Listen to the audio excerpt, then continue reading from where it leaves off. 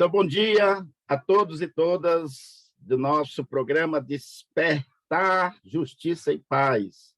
Estamos ao vivo, estamos nesta hora entrando em sintonia com você, na sua casa, ou se você estiver aí no seu celular, no seu trabalho, na sua mobilidade, nessa hora de iniciar o seu trabalho, nesse Brasil tão grande, querido. Então, nós vamos conversar essa hora com vocês, nesse programa que todas as sextas-feiras, 8 horas da manhã, sempre está no ar, com pessoas especiais convidadas. Cada sexta-feira é uma pessoa diferente que vai sendo entrevistada e vai dialogando conosco. Então, a Desperta Justiça e Paz, com esse programa da Comissão Brasileira de Justiça e Paz, junto com toda essa rede de Justiça e Paz no Brasil, eu, Padre José Boing, missionário do Verbo Divino, atuando nesse grande campo da Justiça e Paz, da Vivat Internacional, que é uma ONG ligada para os direitos humanos na ONU, em Genebra, articulando as comissões brasileiras de Justiça e Paz, faço parte da REPAM, a partir da campanha Vida por um Fio, e estamos nessa luta em defesa da vida, nesses grandes desafios que estamos vivendo hoje, principalmente esse período da violência, nesse tempo que antecede aí esse ano eleitoral e esse ano que exige também a gente fazer um trabalho bem concreto em defesa da vida. Muitas pessoas ameaçadas, muitas pessoas perseguidas. Então, o programa tem essa característica, despertar a justiça e paz na sua vida, na sua entidade, na sua comunidade, no seu movimento, na sua igreja, enfim, aonde nós estamos atuando. E para nos ajudar hoje com a experiência vasta nesse campo, nós temos aqui o deputado federal do PT de Minas Gerais, que é o Patrus Ananias. Vocês vão conhecer mais ele pessoalmente, ele vai se apresentar, mas é um grande militante, começou com a sua base em Minas, como professor, e aí eu acho que tem uma coisa importante, que ele fala da escola do legislativo, como trabalhar essa educação também na vida política. Além do mais, que ele foi prefeito de Belo Horizonte, com sua experiência, desde o programa do combate à fome, a questão, né, gente, da Bolsa Família, no governo Lula, depois como ministro do Desenvolvimento Rural e Reforma Agrária. Enfim, tem uma grande militância, tem uma grande currículo, mas eu diria assim, Patrus Ananias, bom dia. Você pode se apresentar melhor? Como é que você começou a sua vida, militância, nesse campo importante da Justiça e Paz, que você está conosco aqui. Muito obrigado, nesse programa da Comissão Brasileira de Justiça e Paz, Desperta Justiça e Paz. Faça um pouquinho o teu relato, a tua história, é muito importante para nossos ouvintes que estão assistindo nós neste momento. Bom dia. Bom dia, Padre José Boing. Eu quero saudar também com muito apreço todas as pessoas que estão aí sintonizadas conosco. Eu não sei se o meu fraterno amigo Daniel Saido está também em sintonia. De qualquer forma, lhe mando também um grande abraço. Ele foi com certeza, sim. Encontro, né? Padre Boing, então, eu quero dizer que a minha militância começou quase que na minha infância, na minha adolescência. Eu nasci e fui criado numa cidade do norte de Minas, chamada Bocaiúva, onde nasceu também, entre outras boas pessoas, o nosso saudoso Herbert de Souza, o Betinho. Olha, que legal, beleza, bom conterrâneo. Conterrâneo bocaiuvense, né?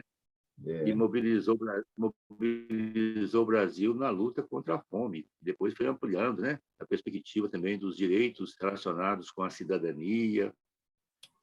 Em Bocaiúva, comecei a minha militância ligada à igreja. Eu venho de uma família católica, um catolicismo, digamos, mais tradicional, mas eu tive a sorte, na minha infância, de ter a igreja ter um papa que foi o papa hoje santificado, João 23.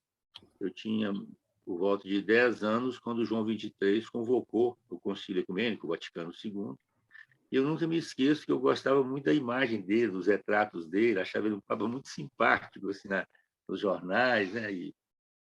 E também, então, começa a minha militância no movimento de igreja, pastoral de juventude.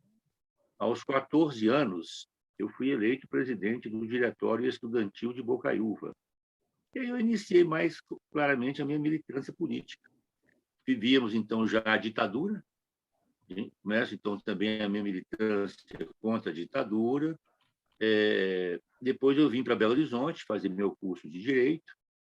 Continuei a militância, né? Movimento estudantil, trabalho nas comunidades de base. Quando eu formei em Direito, eu optei por ser advogado de sindicatos, de trabalhadores, movimentos sociais. Né? Assim, logo comecei também a minha carreira como professor, né? Inicialmente na Escola de Serviço Social, né? Depois integrando também com a Faculdade Mineira de Direito, todas as duas escolas vinculadas à PUC Minas, né? A Pontifícia Universidade Católica de Minas Gerais. Aí o meu encontro com a política partidária foi se dando espontaneamente. Quando surgiu o PT, né, eu comecei a me interessar, acompanhar, logo me filiei também. Eu fui eleito vereador aqui em Belo Horizonte, né, relator da lei orgânica, depois prefeito de Belo Horizonte, como o padre Bang lembrou muito bem. Depois fui ministro, né, depois da prefeitura de Belo Horizonte, pelo trabalho que nós fizemos aqui, orçamento participativo, uma ênfase muito grande nas questões sociais, segurança alimentar, assistência social, também um compromisso forte com a educação, saúde, cultura. Por conta do trabalho que nós realizamos aqui na prefeitura de Belo Horizonte, quando o Lula ganhou a presidência, em 2002, um ano depois, ele me convidou para nós implantarmos o Ministério do Desenvolvimento Social e Combate à Fome, né? Para integrarmos as políticas do Fome Zero, as políticas que visavam erradicar a fome e a desnutrição no Brasil. Nós integramos, então, o programa Bolsa Família, recém-criado, com as políticas públicas da assistência social, da segurança alimentar. Foi uma belíssima experiência, né? Durou quase 7 anos. Depois eu retomei, né? Eu fui eleito novamente deputado federal e fiquei por um tempo menor, porque veio o golpe que afastou a presidente Dilma, mas por pouco mais de um ano nós ficamos também no Ministério do Desenvolvimento Agrário. Foi também uma bela experiência, um tempo menor, mas intenso, relação com a agricultura familiar, questão da agroecologia, produção de alimentos saudáveis, né? Faltando também a questão da reforma agrária, da função social da terra, da propriedade, né? Então, cara, a tradição cristã, né? O princípio da função social da propriedade das riquezas, ou seja, o direito de propriedade deve estar, se não subordinado, como acho que deve ser, pelo menos adequado às exigências superiores, né, do direito à vida, do bem comum, do projeto nacional.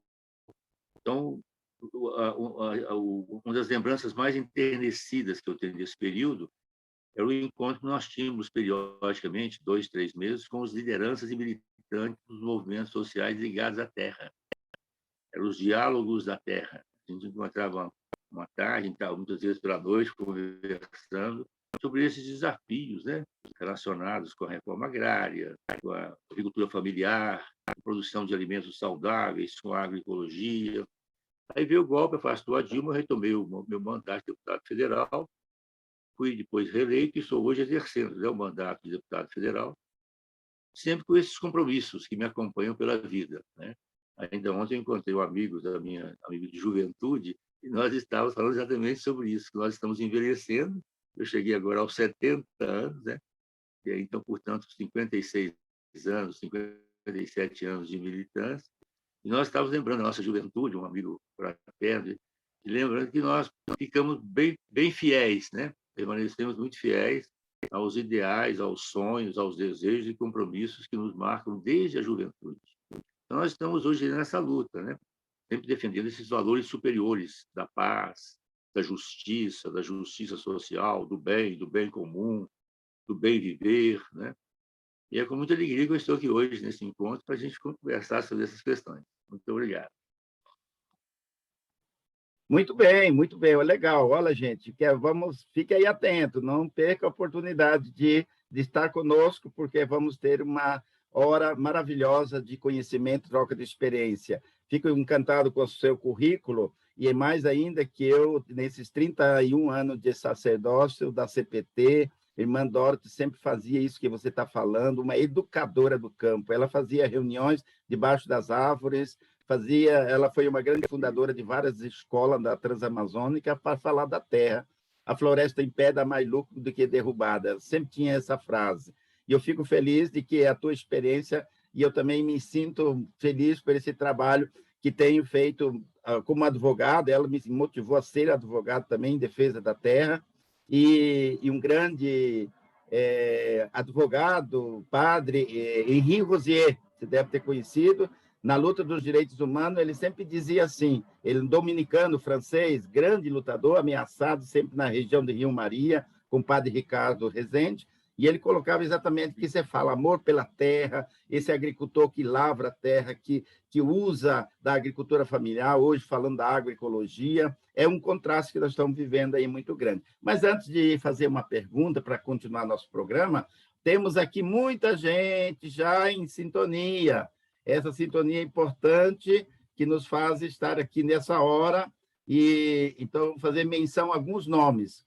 Já estão em companhia conosco João Sana, da Comissão da Promoção da Dignidade Humana da Arquidiocese de Vitória, Laudelino, do Caxambu, Minas Gerais, Cecília Min, Socorro Cajazeiras, Geraldo Aparecido. Olha uma frase aqui para você, Patrus. O Betinho tinha um profundo respeito pelo Patrus e sempre o procurava para se aconselhar, para buscar apoio nas lutas pela democracia contra a fome. Betinho dizia que a grande Bocaiúva tinha um vilarejo, sua periferia, Montes Claros, terra de Darcy Ribeiro. Olha que legal. Também estão conosco, acompanhando, Padre Lopes, de Tremimbé, Ceará, o Nilton Tubino, ativista dos direitos humanos e das lutas agrárias, Lourdinha Vasconcelos, Gianfranco. Gente, que maravilha. Depois vou citando outros nomes. Então, Patrus, nosso tema é a questão da conjuntura, né? A conjuntura hoje política, principalmente essa conjuntura do Congresso Nacional na ótica da Justiça e Paz. Então, você, como parlamentar, deve estar sofrendo muito lá dentro desse grande sistema do Centrão. Mas a pergunta seria assim, quais são os principais desafios hoje da pauta do Congresso Nacional nessa perspectiva da Justiça e Paz? Quais são esses desafios que a Justiça e Paz está sofrendo nesse Congresso? Você poderia partilhar conosco a sua experiência, destacar alguns pontos, avanços, alguns riscos que estamos vivendo hoje, nesse momento tão desafiador do Congresso?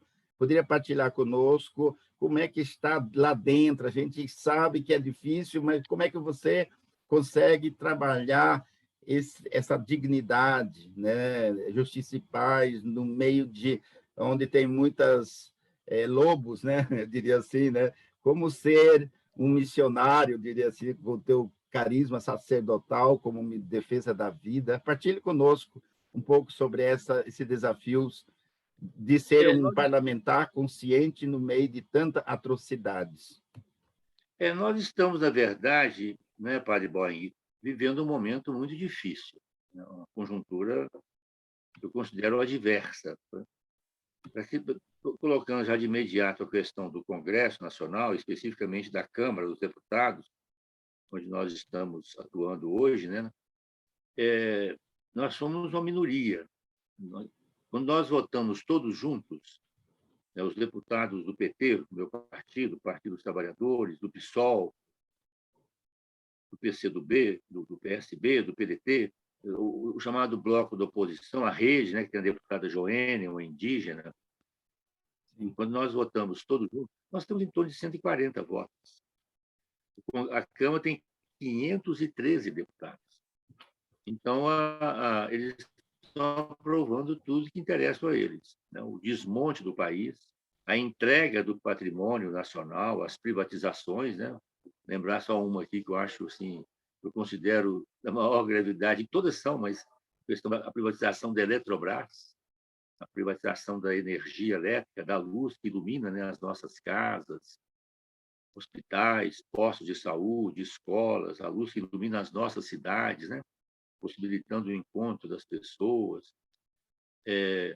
Então, vai ter energia elétrica quem puder pagar, né? Assim, então, nós vivemos as privatizações, o desmonte das políticas públicas, né? Então, é um momento muito adverso que nós estamos vivendo hoje no país, né? E a Câmara realmente tem hoje um comandante que eu lembro sempre que ele resgata bem a questão do coronelismo no Brasil, né? O deputado Lira, Arthur Lira, presidente da Câmara. Isso é a prova. É bem verdade que ele faz algumas concessões. Ontem, por exemplo, a Câmara aprovou projetos de interesse na área cultural, ele faz algumas concessões, algumas coisas, mas as questões fundamentais relacionadas com as privatizações, né, com o desmonte do Estado democrático de direito, com o desmonte das políticas públicas, né? Quer dizer, um Estado cada vez mais a serviço dos interesses econômicos poderosos. Isso não tem nenhuma dúvida, estão fazendo realmente uma operação de desmonte nesse sentido, né? Então, eu penso que é muito importante. Esse ano nós vamos ter eleições, né? Presidente da República, governadores, senadores, deputados federais, deputados estaduais. Eu penso que é muito importante nós valorizarmos o legislativo. As eleições do Brasil são muito marcadas pelo executivo, pela força do executivo. Presidente da República, governadores, prefeitos, né? E, claro, tem a sua importância estratégica, mas nem sempre nós, sobretudo nós do campo da esquerda, centro-esquerda, as forças democráticas, a gente nem sempre dá a devida importância ao legislativo. E está claro agora, né, que para nós voltarmos a bem governar o Brasil, na perspectiva dos valores que nós defendemos e acreditamos, é fundamental, além do executivo, nós temos também uma força no legislativo, para garantir o executivo com relação a esses projetos de interesse coletivo, esses projetos voltados para o bem comum. Há uma disputa, Padre Boy, que eu acho importante nós cristãos refletirmos sobre ela, é uma disputa com relação ao Estado. O Estado tem dinheiro, o Estado tem recursos, né? Os impostos que ele recebe, tributos, patrimônio, e é uma disputa forte com relação a esses interesses, a esses recursos do Estado. E aí os donos do dinheiro, né, os grandes interesses econômicos, né, capital financeiro, as empresas transnacionais, né, que andam aí pelo mundo, né, com um poder econômico assustador, esse espaço do dinheiro, do poder econômico, né, dessas grandes e poderosas empresas, eles disputam o Estado, eles querem ter o acesso ao Estado, né? Ter o controle das políticas públicas. Nós estamos vivendo hoje essa ideia do Estado mínimo, né? Do Estado mínimo para os pobres, né? Para a classe média assalariada, para os pequenos, médios empreendedores, né? Tudo o que diz respeito à economia solidária, ao cooperativismo, mas é um Estado a serviço dos interesses econômicos dominantes. É um Estado. Então, nós temos hoje esse Estado que foi apropriado, em grande medida, por esses interesses. A gente vinha avançando, né, no governo do Lula, eu fui ministro, como lembrei aqui, né, depois com a Dilma. A gente vinha avançando, é claro que enfrentando esses interesses, mas trazendo o povo, os pobres, para a vida política. A primeira condição para a pessoa exercer os seus direitos e deveres políticos, exercer a sua cidadania, é que ela tenha condições mínimas de vida. E essa condição mínima de vida começa com a alimentação. O primeiro degrau para o acesso à cidadania é a pessoa estar bem alimentada, né? Ninguém aprende, ninguém vai estudar, vai ter conhecimento, vai ter boa saúde, vai ter acesso à cultura, se não tiver alimentação, né? Se não estiver bem nutrida, né? Então, a gente colocamos fortemente a questão da segurança alimentar, o Fome Zero, o programa Bolsa Família, que se tornou uma referência no mundo inteiro, nesse sentido de integrarmos as pessoas na cidadania, além de outras políticas, Minha Casa Minha Vida, o programa Luz para Todos, os programas de apoio à agricultura familiar, o PROMAF, né, o Programa Nacional de Fortalecimento da Agricultura Familiar, o PAA, que é um programa esplêndido, né? Programa de Aquisição de Alimentos da Agricultura Familiar. Ele trabalha nas duas pontas, né? Quem conhece a realidade rural sabe, se tudo correu bem, né, durante o tempo do plantio, se choveu direitinho, está todo mundo colhendo. Todo mundo colhendo, caiu o preço. Os ricos, o agronegócio segura para vender ou vai exportar, colocar no mercado internacional produtos que atendem não ao povo brasileiro, mas ao mercado internacional, o caso da soja, etc. ou então guarda para poder vender na entre-safra. A agricultura familiar, os pequenos, até mesmo os médios produtores têm que vender, porque pagar as contas, né, do plantio e tudo. Então, o PA comprava, né, que foi desmontado, comprava dos pequenos produtores por um preço justo a sua produção, e esses produtos eram destinados a pessoas, famílias, comunidades em situação de fragilidade alimentar, né?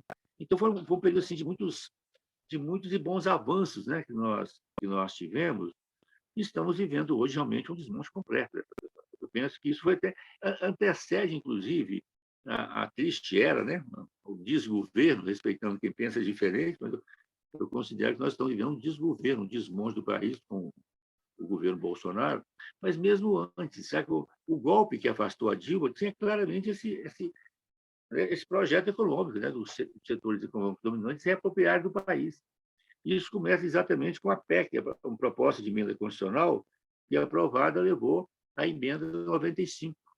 Emenda constitucional 95, nós chamamos de emenda da morte, do desmonte, né? Congela o país por 20 anos, a emenda do teto dos gastos. Então, na verdade, eu participei da comissão que discutiu essa emenda, eu fui da comissão, discutimos lá, debatemos, perdemos, né? Mas ficou muito claro nos debates, nos estudos que a gente fez, que essa emenda é para atender os interesses do capital. Se você tira o Estado das políticas públicas, né? Se você, né, coloca a educação, coloca a saúde, coloca a cultura no mercado, né? Então, vai ter acesso à educação. Nós estamos vendo aí, né, não obstante o trabalho esplêndido, né, da trabalhadoras, trabalhadores da área de saúde, o Sistema Único de Saúde, o testemunho esplêndido que eles deram e continuam dando, né, na luta contra o Covid, atendimento de pessoas e famílias mais empobrecidas, e tudo. Mas estamos vendo também a onda privatista, né? Os planos de saúde, hospitais privados, grandes redes, né? A mesma coisa na educação. Se o Estado se omite, a educação, a saúde, a previdência social, entre no mercado. Vai ter saúde, vai ter acesso à educação, a cuidados básicos de saúde, e puder pagar. Nós estamos lutando para que o Estado continue, né, cuidando dessas políticas que são fundamentais para garantir a vida. Legal. Então, num contexto muito... Uhum. Para concluir essa parte, eu acho importante também, eu penso que nós, né, do campo democrático, popular, né, de esquerda, vamos colocar claramente, né, o compromisso com a democracia, mas uma democracia participativa, o compromisso com a justiça social, com a vida, né, como referência fundamental. Eu penso que nós que lutamos nesse campo, que temos esse amor ao Brasil, ao povo brasileiro, né, e a gente tem que considerar também a questão histórica. Eu acho que nós temos um legado histórico no Brasil muito bonito no campo da cultura, por exemplo, a música popular brasileira, né? Assim, tem uma conquista. Nós estamos celebrando agora os 100 anos, né, da Semana da Arte Moderna, né? Bonita, sim. Agora em setembro, vão ser os 200 anos da nossa independência, né? Claro, Aí que eu com acho certeza. importante, acho importante, Padrão, nós pensarmos sobre isso. Nós somos efetivamente um país independente? Uhum. Ao celebrarmos os 200 anos da nossa independência, nós temos que colocar essa questão. A independência do Brasil foi feita pelo príncipe herdeiro da coroa portuguesa. E nós pagamos a Portugal pela nossa independência, né? Sim, Depois, é verdade. saiu um pouco do domínio inglês, do domínio português, e caímos no domínio econômico, Inglaterra, né? Essa é uma questão fundamental. E penso que aí também, uma questão seríssima no Brasil foi a escravidão, e continuou projetando as suas sombras até hoje, né? Quando nós abolimos a escravidão, né, o 13 de maio de 1888,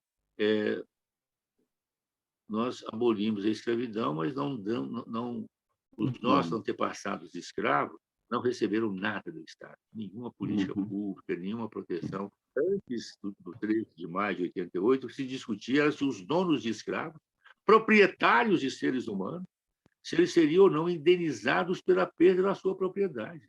Não foram indenizados, mas, em compensação também, os escravos foram literalmente jogados na rua da amargura.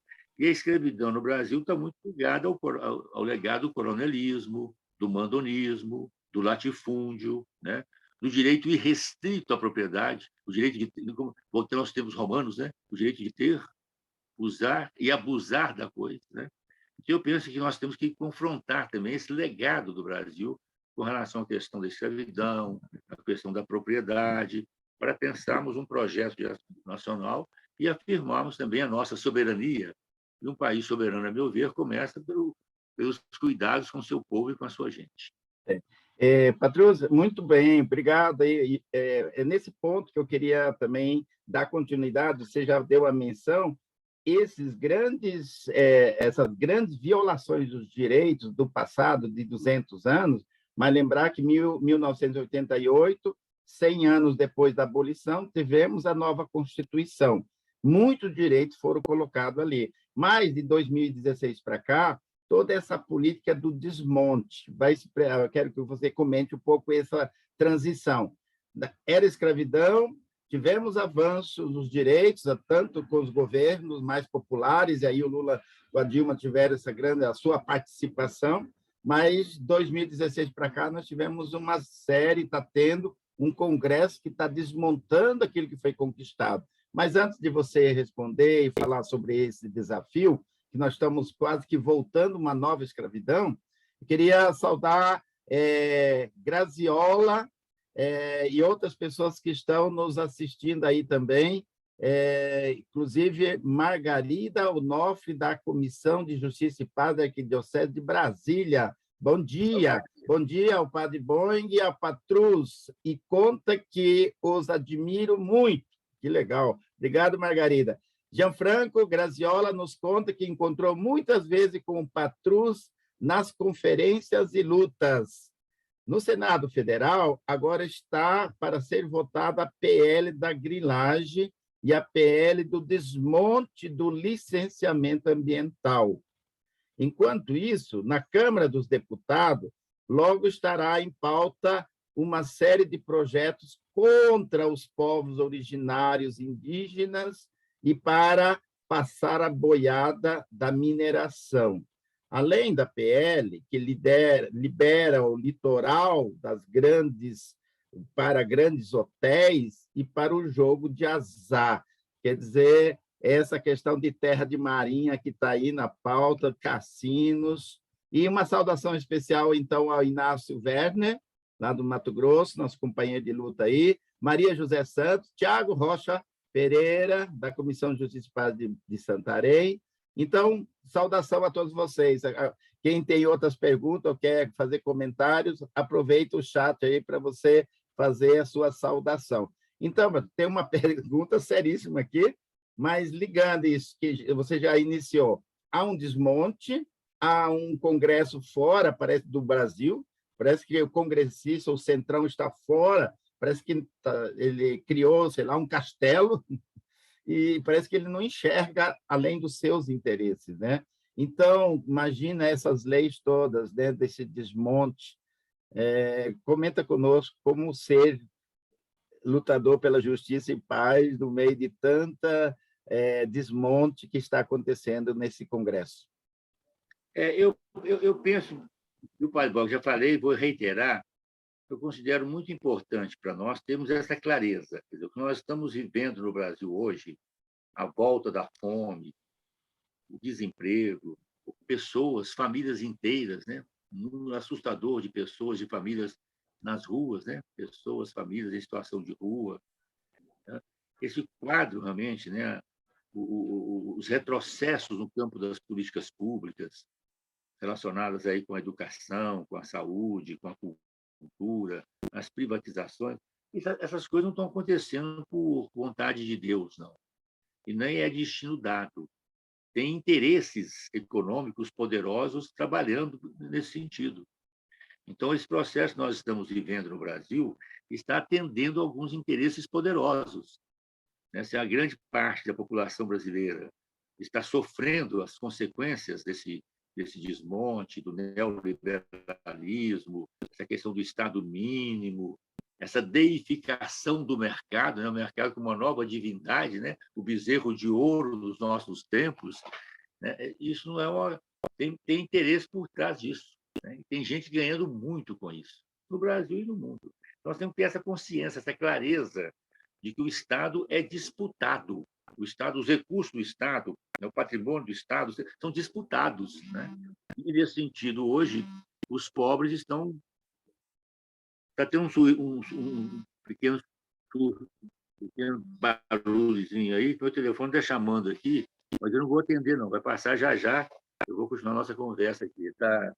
Estou fazendo a nossa conversa aqui no meu celular, aqui em Belo Horizonte, Sim, e sim. agora já já passa esse Tá. finalzinho aí. Ok. Eu penso que essa é uma situação que nós temos que ter muito claro isso, né? Quer dizer, o 2016 não foi um mero afastamento da Dilma, né? Foi uma tomada de poder, né?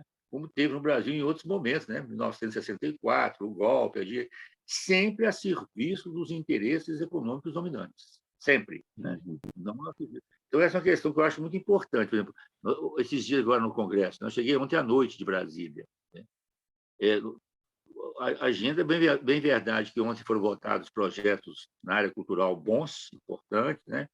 Nós votamos a favor e tudo, mas tivemos projetos terríveis, né? A questão da liberação dos jogos de azar, né? Não é uma questão de preconceito, podemos até discutir jogos mais populares, né? A própria questão do jogo do bicho, né?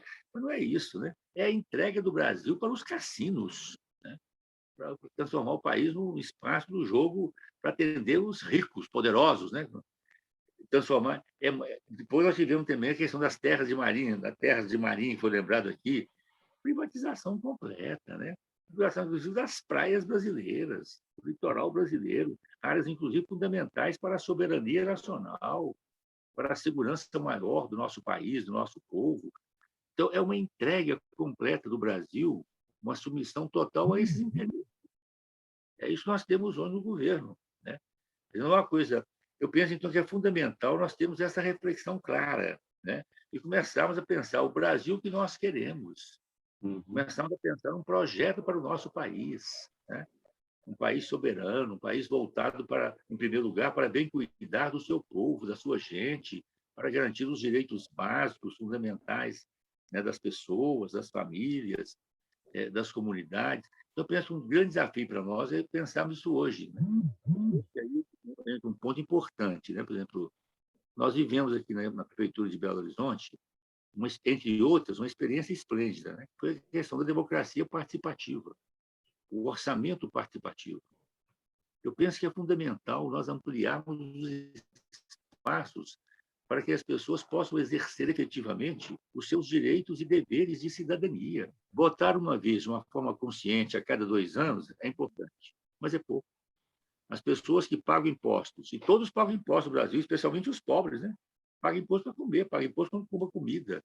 Esse imposto regressivo que nós temos no Brasil. Então, as pessoas que pagam impostos, as pessoas que respeitam as leis, as pessoas que contribuem nos seus espaços familiares, comunitários, essas pessoas têm o direito, né, de ter uma participação mais efetiva no país. E eu penso que aí começa a questão do orçamento.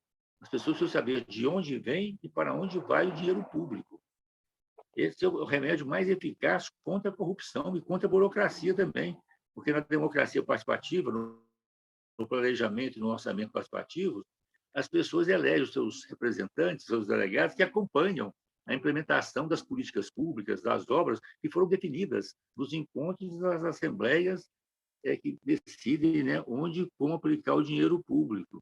Então, essa questão da democracia participativa, né, a participação efetiva das pessoas, o planejamento e o orçamento participativo são fundamentais.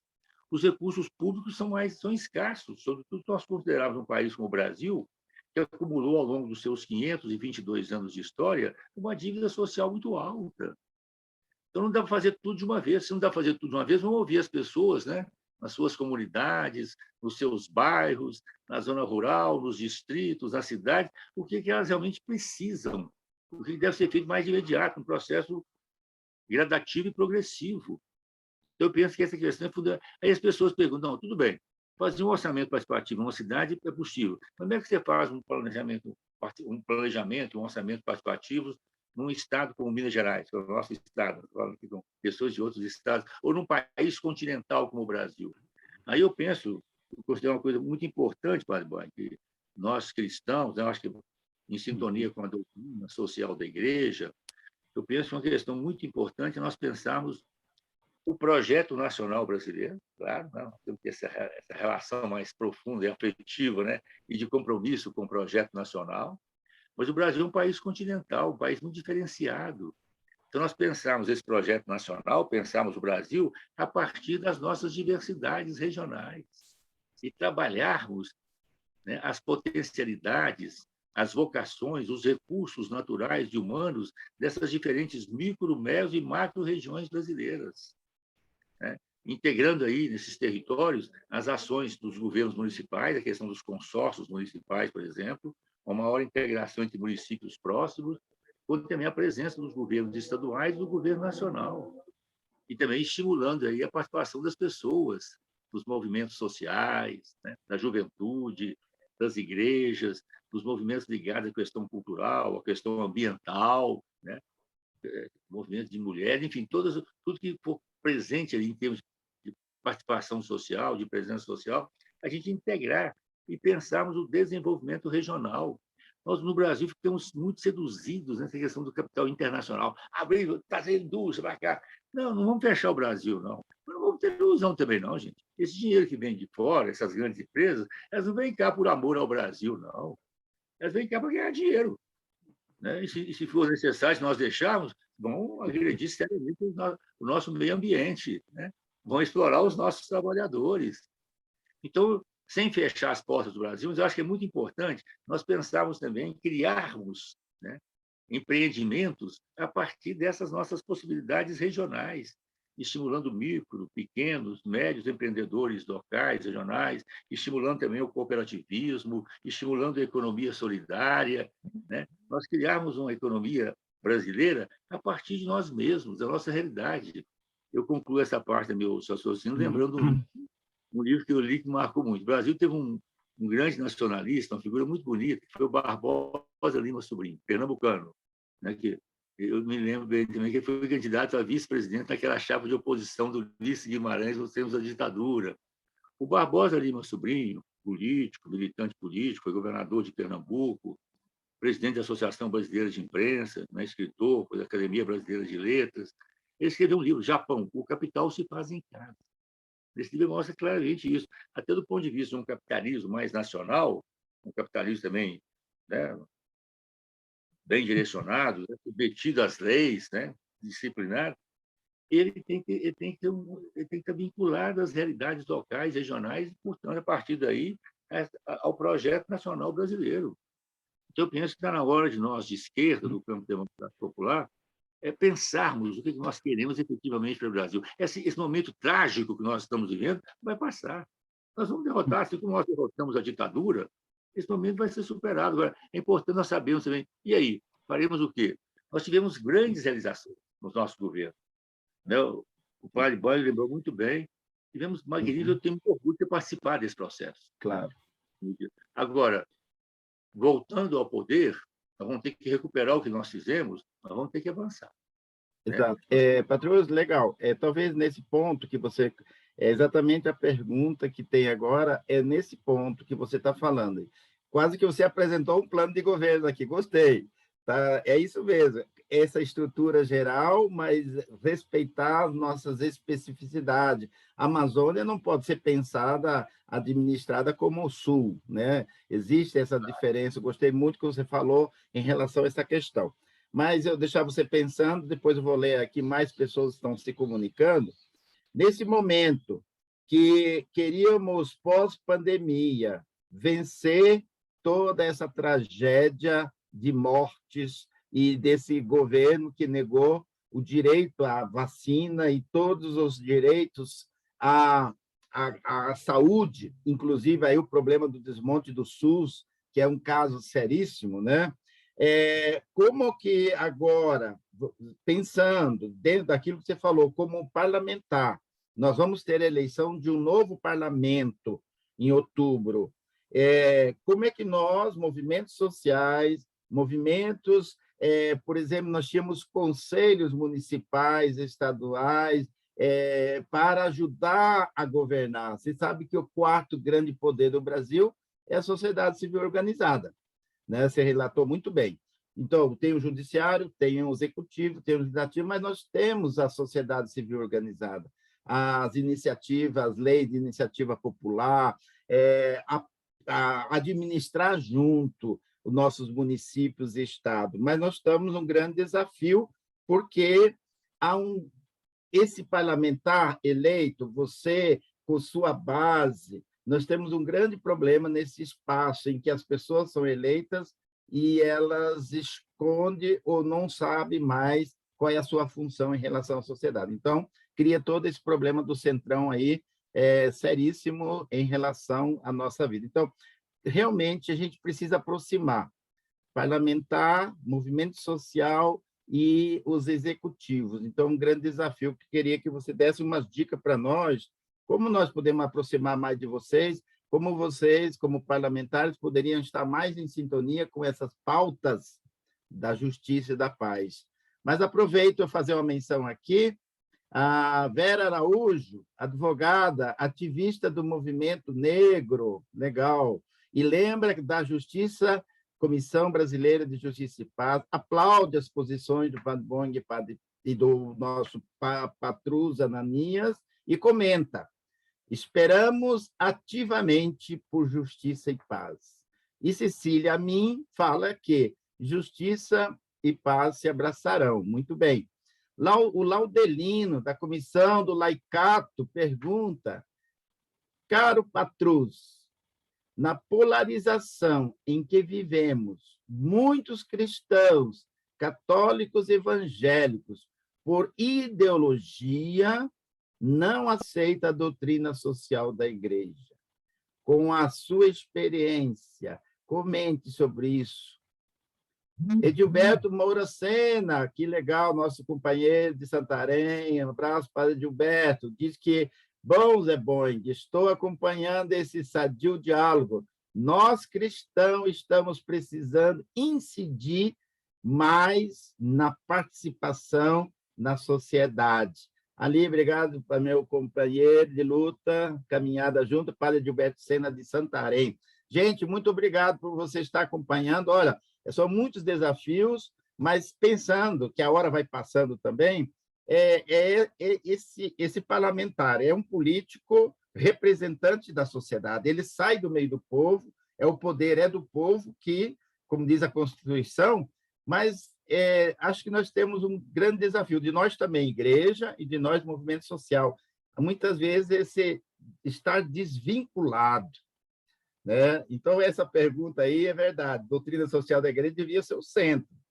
E o bem comum, como o grande Papa João XXIII, que você mencionou aí, ele dizia que a política é a política do bem comum. E o Papa Francisco está dizendo que é a política da casa comum, da ecologia integral. Então, acho que é muito importante essa sua militância, homem de fé, homem de movimento, mas homem da política, ajudando a entender qual é o nosso papel na sociedade. Precisamos muito nessa eleição, porque vocês não têm dinheiro, né, para fazer uma campanha bilionária, que provavelmente vai ser esse ano. Mas precisamos convencer as mentes e o coração das pessoas para aquilo que você falou. Nos ajuda a entender esse grande drama que nós estamos vivendo hoje, e algumas sugestões que você puder nos dar. Padre Boing, eu quero reiterar aqui o abraço fraterno para todas as pessoas que estão aí sintonizadas conosco, participando da nossa conversa, mas quero mandar um abraço muito especial para o Laudelino. Laudelino é legal. Laudelino é uma pessoa muito querida, assim, nós temos boas histórias juntos, né? Assim, ele sabe disso, é muito bom para mim saber que ele está aí sintonizado conosco. Eu penso assim, nós temos esse desafio hoje, né, de colocarmos em prática, mais do que a doutrina social da Igreja, que é fundamental e que eu estudo bastante, estou sempre, e agora essas encíclicas belíssimas do Papa Francisco, né, os cuidados com a casa comum, a Fratelli Tutti, eu considero também muito importante nós voltarmos mesmo à pessoa de Jesus. Eu, com todo respeito às pessoas que pensam de forma diferente, né, eu não consigo entender como é que a pessoa pode ter, a partir dos ensinamentos de Jesus, uma visão elitista, individualista, né, conservadora, assim, no sentido, quer dizer, porque o amor ao próximo, né, que é o centro da mensagem cristã, né? O compromisso com a justiça, com a vida, né? Vim para que tenham vida e a tenham em abundância, implica realmente essa visão mais generosa, né, em relação à política, né? Então, eu penso que nós precisamos fazer também esse trabalho de esclarecimento, né? Assim, né? Eu achei admirável, por exemplo, na Fratelli Tutti, a dimensão que o Papa Francisco dá, uma passagem belíssima do Evangelho, que é o bom samaritano. Só que ele dá uma dimensão social, política, né? Quer dizer, o bem que a gente faz a uma pessoa especificamente, né? A caridade a uma pessoa tem o seu valor sempre, mas nós temos que pensar também a caridade, o amor, uma perspectiva mais ampla, mais social, né? No contexto, um projeto de sociedade onde todas as pessoas, sem excluir ninguém, todas as pessoas possam viver com dignidade, né? Tenham acesso aos bens e serviços básicos da vida que possibilitam uma vida plena do ponto de vista pessoal, do ponto de vista familiar e do ponto de vista comunitário. Eu penso também que é muito importante nós trabalharmos isso hoje, essa dimensão comunitária da vida, né? Um dos males que eu vejo hoje é o individualismo. Uma coisa é a dignidade pessoal, né? E tem os direitos individuais, mas os direitos individuais devem estar também articulados com os direitos sociais, econômicos, culturais, né? Com as exigências do bem comum, do interesse público, né? Um projeto comunitário, um projeto coletivo, até chegarmos à ideia de um projeto nacional, né? Pensarmos o Brasil como uma grande comunidade nacional e tudo. Quer dizer, ninguém vive sozinho.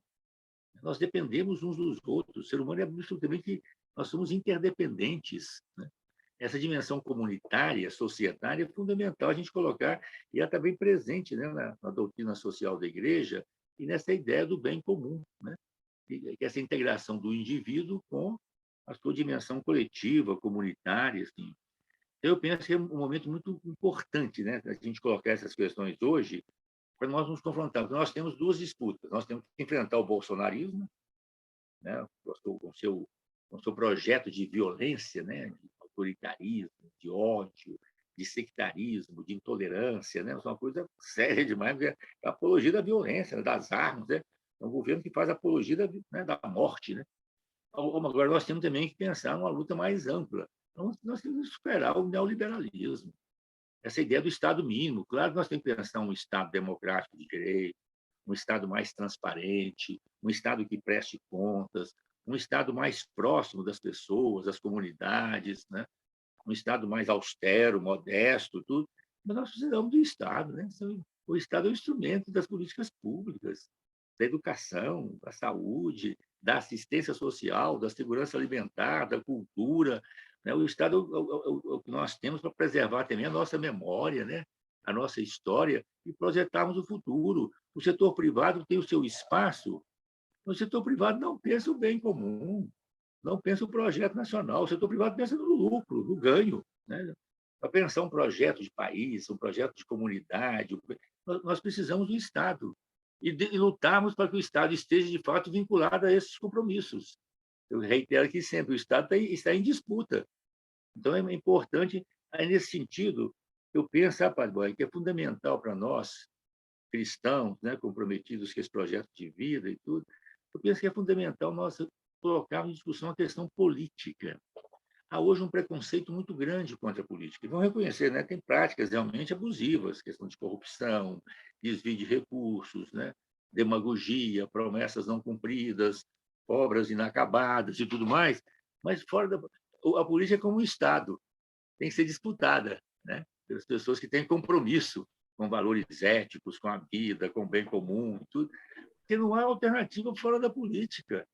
Se nós vivemos em sociedade, o ser humano não é perfeito, nós temos nosso lado positivo, bonito, né, do amor, da justiça, da compaixão, mas temos também o nosso lado sombrio, né, da violência, do ódio, do mal-querer, né, das mágoas, dos ressentimentos.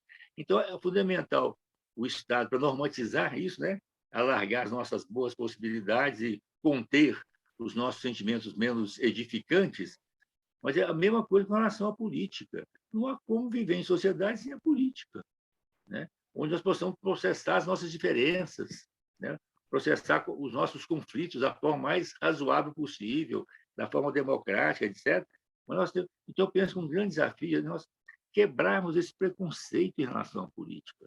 Sabe assim? E, nesse sentido, o Papa Francisco vem contribuindo muito, como de resto, a doutrina social da Igreja, especialmente a partir, né, dos ensinamentos de João 23, né, a partir do concílio, e nesse sentido de que nós precisamos da política.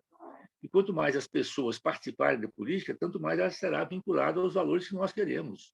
Os valores éticos, os valores convivenciais, os valores da justiça, né, da igualdade, dos direitos fundamentais e tudo. Tá?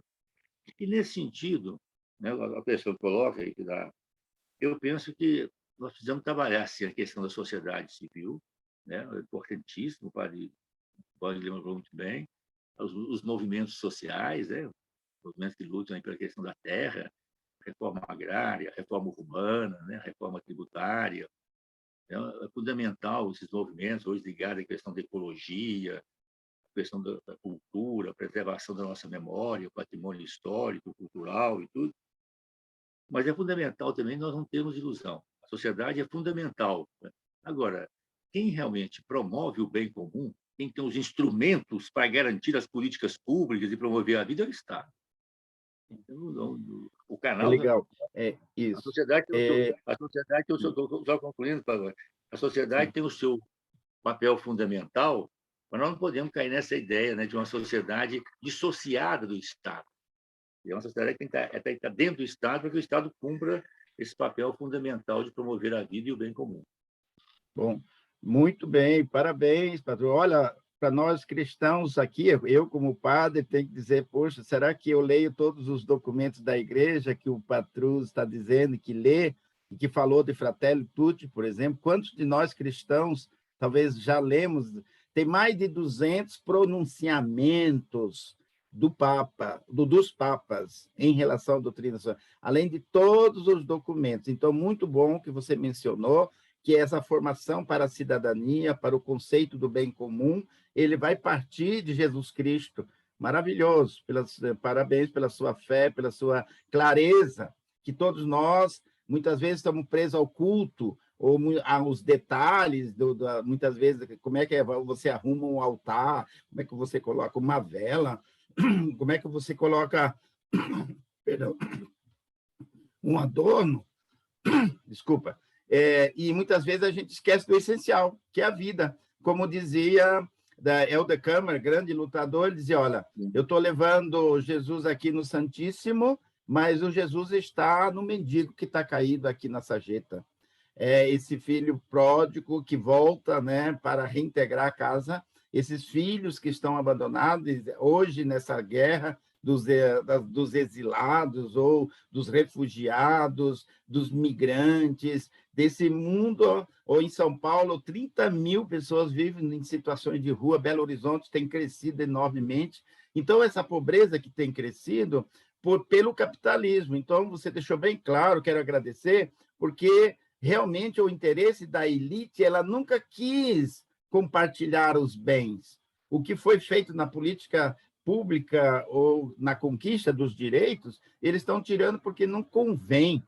Diz aí o próprio Fernando Henrique dizia que o neoliberalismo não é para todos, é só para um terço.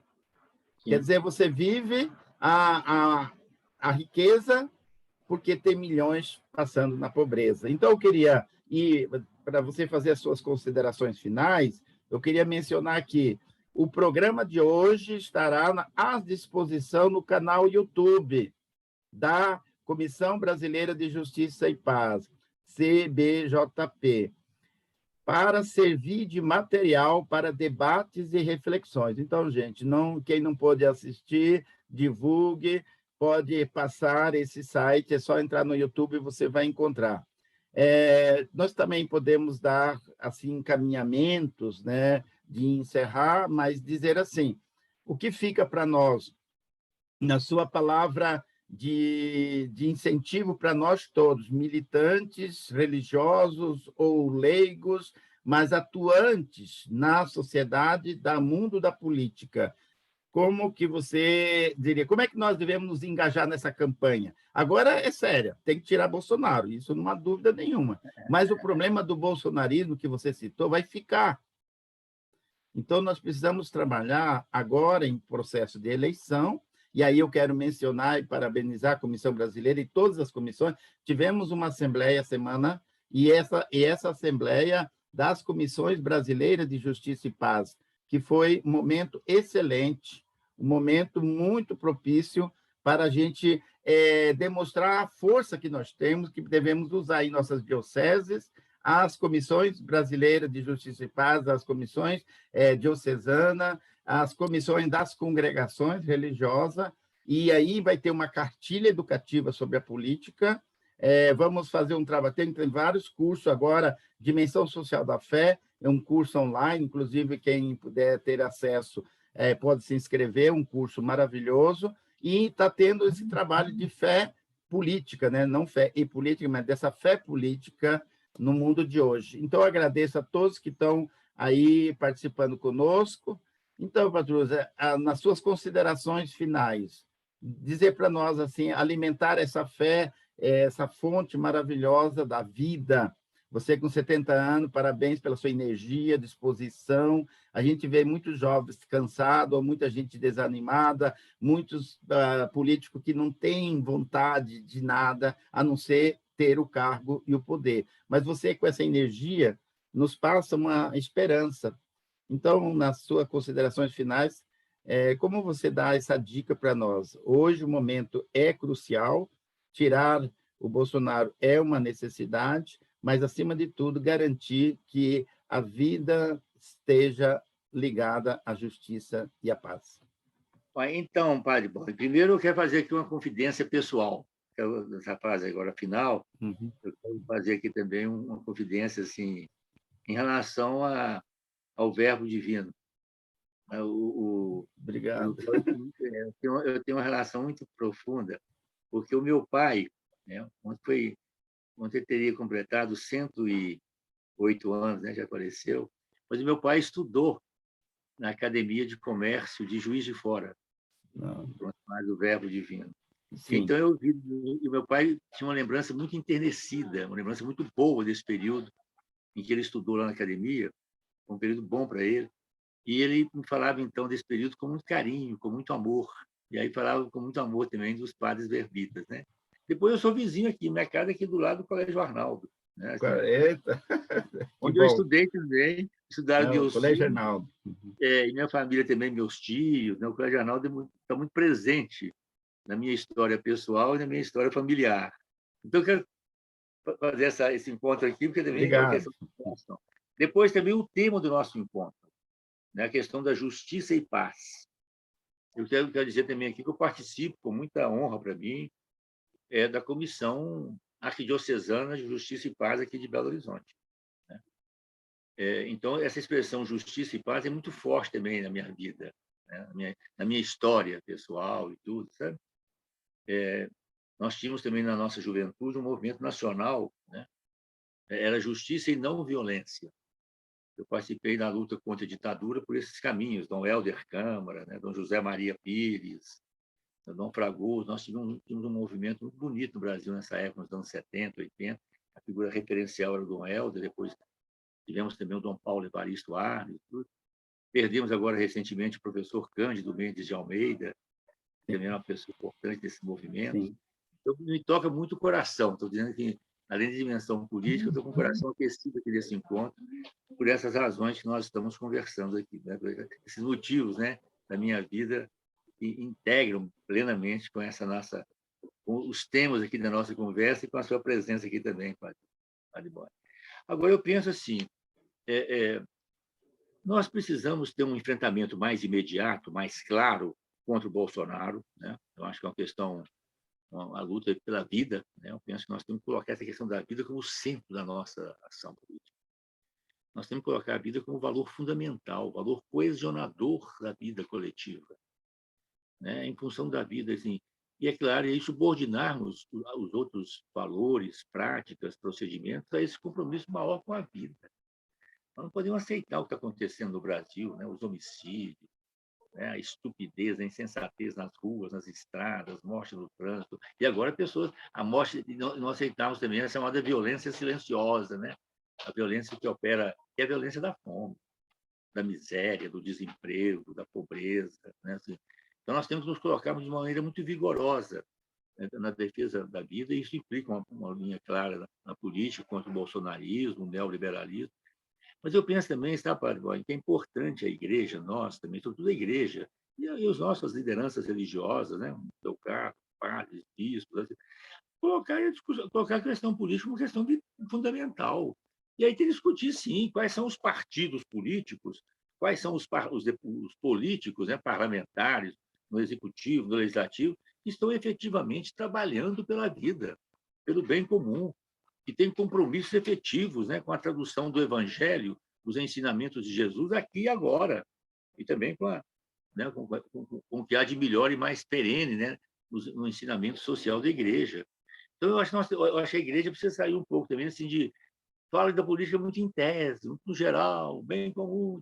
Então, tem que colocar em discussão concreta o que nós estamos vivendo hoje. Quem está efetivamente? Quais são os partidos políticos?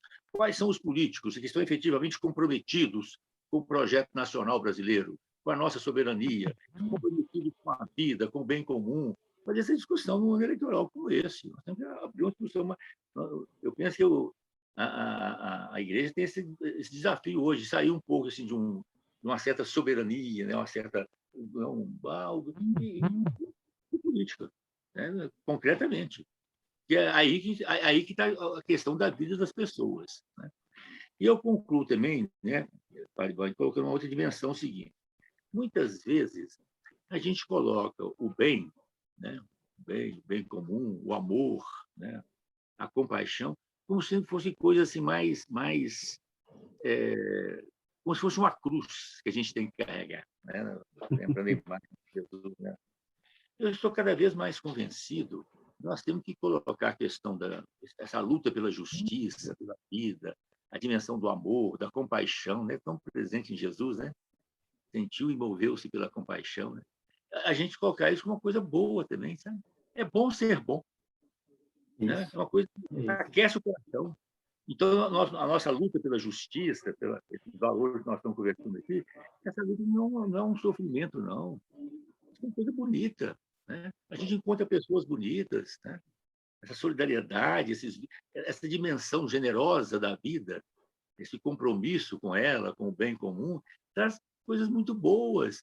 Ontem mesmo, esse amigo meu da juventude esteve aqui em casa ontem à noite, nós conversamos um pouco, exatamente sobre isso que nós estávamos falando.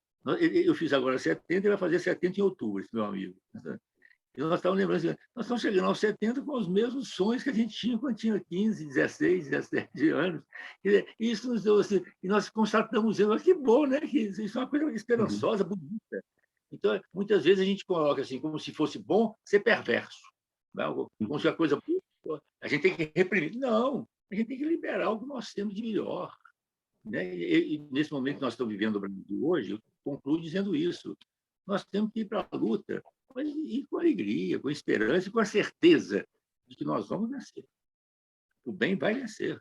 Né? Nós temos aí esse alento profundo, fundado nos alicerces da nossa crença cristã, né? Fundado na pessoa permanente, perene, sempre conosco, na pessoa de Jesus. Muito obrigado, Patroso. Parabéns pelo seu tempo. É uma fala linda, maravilhosa. Poderia continuar aqui, nos alongando cada vez mais, mas bonito esse teu sonho, que não morra o sonho, e o sonho coletivo. Eu queria terminar, agradecer a todos, com uma poesia de Pertin de Carmelita. Ela completa tudo o que nós falamos nessa manhã, e com gratidão a todos. Diz assim: somos terra, somos água, somos vida.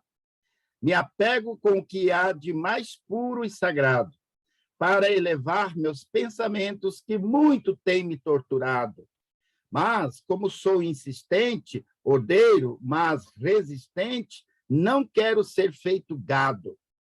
Meu peito se engrandece, sangra, mas não se encerra, clama por uma quebra de barreiras, das cercas que cercam a terra, com as cercas que o capital. Vamos cantar em jogral, somos a paz, não fazemos guerra. Territórios ameaçados pelo capital financeiro, pelo capital local, levado para o capital estrangeiro, transformando alegrias em agruras de quem já tem uma vida dita dura. Não aceitamos mais o cativeiro. Vamos tecer as teias do amar, do bem viver. A terra é a casa comum e que assim deve ser, morada da união, da igualdade, de todos os povos em unidade. Somos juntos, estamos juntos, sempre tecendo.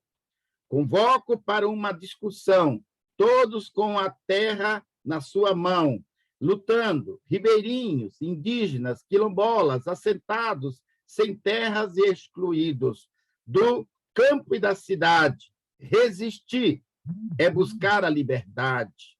Nós somos seres humanos, não ser opressor, nem ser oprimido.